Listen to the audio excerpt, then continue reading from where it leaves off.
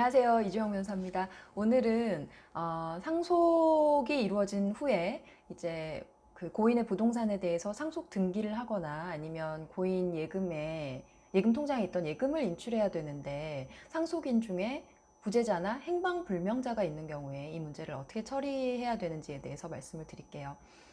부재자나 행방불명자라고 하면 예를 들면 뭐 어린 시절에 집을 나가서 연락이 되지 않는다든가 아니면 뭐 외국으로 갔는데 출국 후에는 연락이 전혀 되지 않는 경우와 같이 아예 주소지도 알 수 없고 뭐 연락도 되지 않는 그런 분들을 말하는 거고요.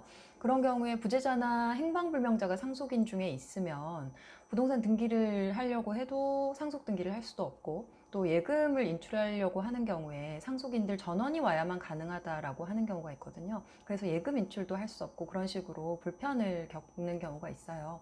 그런 경우에는 이 문제를 어떻게 해결할 것이냐에 대해서 부재자 재산관리인을 선임해서 그 부재자 재산관리인을 상대로 상속재산 분할 심판 청구를 제기해야 한다거나 아니면은 그분이 돌아가셨는지도 모르는 상황이니 실종 선고를 받아서 돌아가신 걸로 법적으로 처리를 한 다음에 상속재산 분할을 진행해야 된다. 이런 여러 가지 견해 방법이 있을 수 있는데요.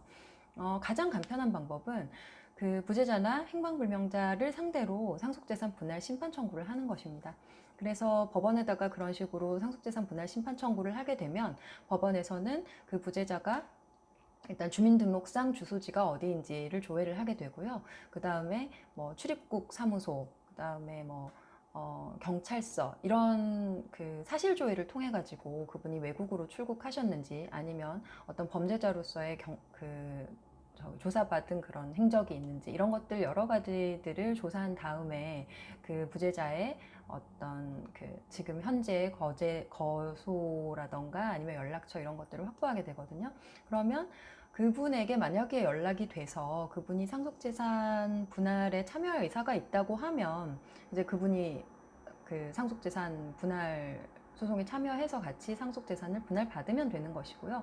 만약에 그분이 그런 조사를 통해서도 행적을 알 수 없는 상황이 되면 공시송달이라는 것을 통해서 마치 그분에게 그 소장이 송달된 것과 같은 그런 식으로 그 소송이 진행되게 되고요. 그러면 법원에서는 사정을 충분히 고려해서 나머지 상속인들이 우리는 장남이 상속받기로 했습니다. 내지는 상속인 전원이 부재자나 행방불명자를 제외하고 공동으로 똑같이 나누어 갖겠습니다. 라고 하면 그런 식으로 판결을 내려주세요. 그리고 그 판결문에는 이제 부재자나 행방불명자에게 나중에 나타나면 그분에게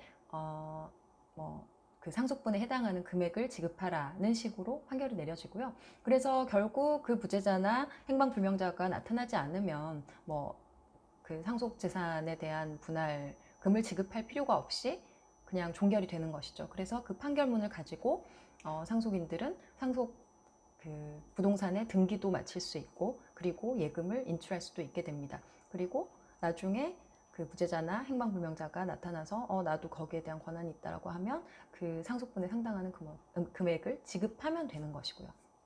그래서 그렇게 비교적 간단하게 상속재산 분할 심판을 통해서 그 상속재산을 처리할 수 있다는 것을 알려드리려고 하고요.